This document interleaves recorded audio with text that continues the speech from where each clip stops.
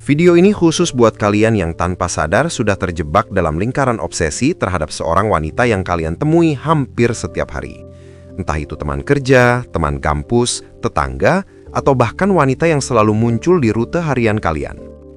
Obsesi seperti ini biasanya terasa lebih ringan dibandingkan obsesi pada seseorang yang sulit ditemui, karena kehadirannya yang rutin bisa jadi semacam penenang. Setiap kali melihatnya, rasa gelisah itu sedikit mereda, dan kalian jadi tidak melakukan hal-hal impulsif yang berlebihan. Tapi tetap saja, obsesi adalah obsesi, dan pada akhirnya itu tidak sehat. Salah satu cara paling efektif untuk mengatasi obsesi pada seseorang yang bisa kalian temui setiap hari adalah dengan sengaja mengurangi interaksi dengannya. Beri jarak.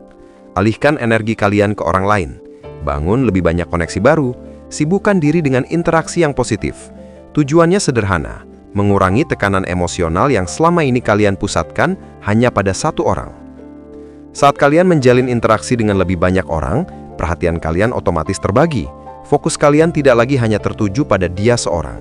Dan perlahan, intensitas obsesi itu akan turun dengan sendirinya. Apakah ini mudah? Tidak.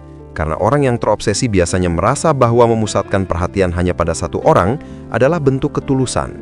Padahal itu hanya ilusi dari pikiran yang sedang kehilangan kendali. Orang-orang seperti ini sering merasa ketulusannya dipermainkan. Padahal masalahnya justru karena mereka sendiri yang salah menetapkan aturan dalam hubungan yang bahkan belum dimulai.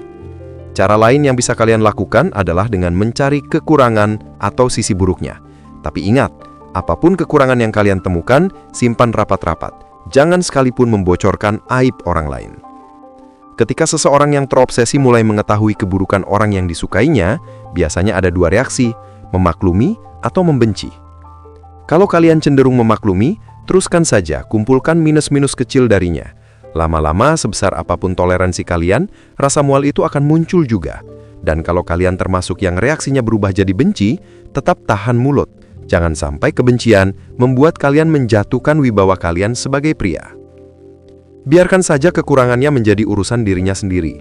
Tujuan dari semua ini bukan untuk menjatuhkannya, melainkan untuk menggeser perspektif kalian agar sadar bahwa dia bukan makhluk sempurna yang layak kalian kagumi berlebihan.